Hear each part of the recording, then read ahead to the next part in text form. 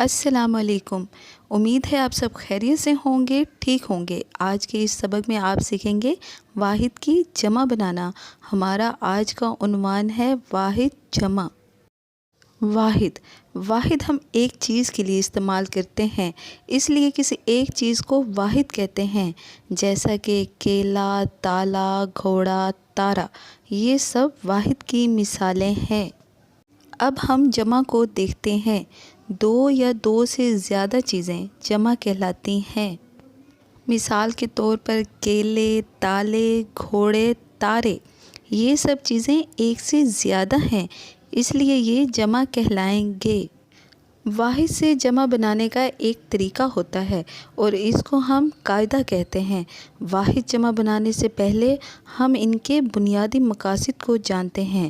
تو پہلا مقصد یہ ہے کہ بڑھئی کے قاعدے سے جمع بنانا، الف نون غنہ کے قاعدے سے جمع بنانا، ان کے ساتھ ساتھ یہ نون غنہ کے قاعدے سے بھی جمع بنانا سیکھیں گے۔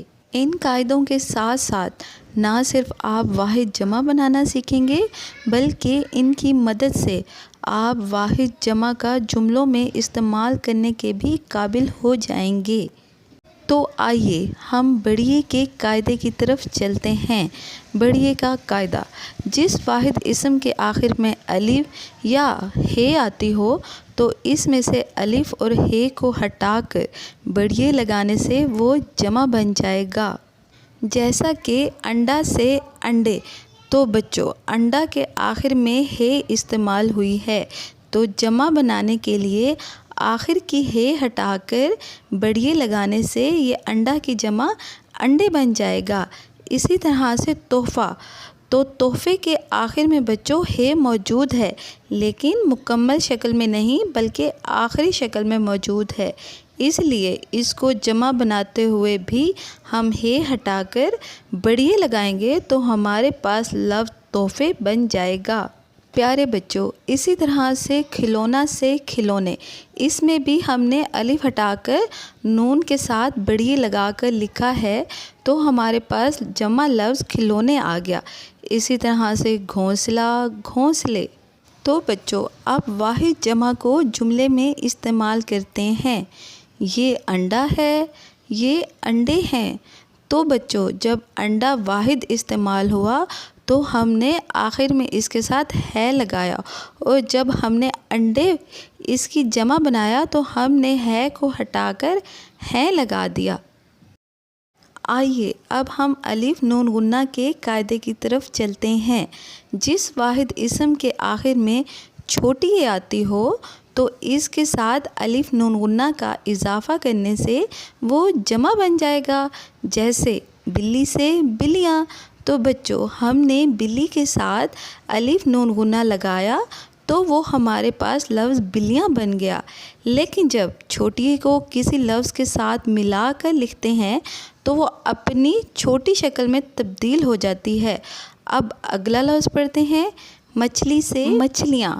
آئیے بچوں اب ہم اس قاعدے کے مطابق واحد جمع کو جملے میں استعمال کرتے ہیں۔ میرے پاس بلی ہے، میرے پاس بلیاں ہیں۔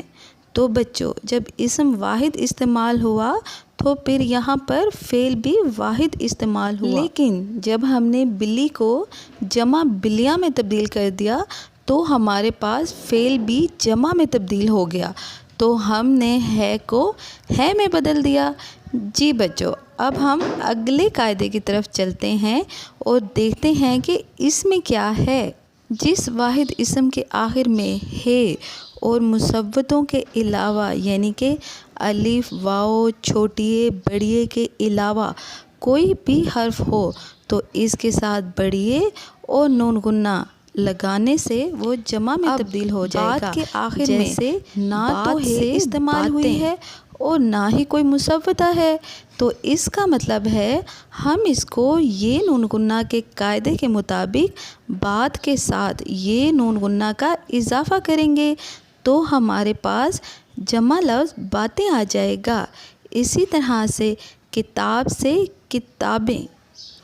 اب ہم اس قاعدے کے مطابق واحد جمع کو جملوں میں استعمال کرتے ہیں۔ جیسا کہ کھڑکی سے آواز آ رہی ہے، کھڑکی سے آوازیں آ رہی ہیں، تو آواز کو ہم نے اس قاعدے کے مطابق آوازیں میں بدل دیا۔ جی بچوں، اب ہم واحد جمع کے حوالے سے ایک سرگرمی کرتے ہیں۔ اس سرگرمی میں ہمارے پاس 2 گروپ ہیں، گروپ الف اور گروپ ب۔ تو آئیے دیکھتے ہیں گروپ الف میں کیا ہے اور گروپ ب میں کیا ہے۔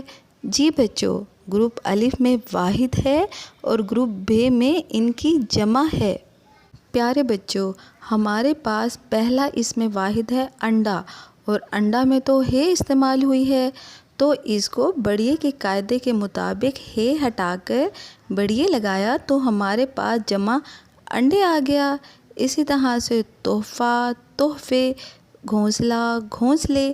اب ہم یہ نون گنہ کے قاعدے کے مطابق اگلے لفظ پڑھتے ہیں، جیسا کہ دیوار، دیواریں، چیز، چیزیں۔ جی بچوں، اب ہمارے پاس الف نون گنہ کا قاعدہ آتا ہے، جیسا کہ مچھلی، مچھلیاں، الماری، الماریاں، مکھی، مکھیاں۔ امید ہے پیارے بچوں آج کا سبق آپ کو سمجھ میں آیا ہوگا۔ واحد جمع کو اچھی طرح سمجھنے کے لیے بار بار ہماری ویڈیو کو دیکھیں، اور اگر ہماری ویڈیو پسند آئی ہو تو ویڈیو کو لائک اور چینل کو سبسکرائب کرنا مت بھولیے گا۔ اللہ حافظ۔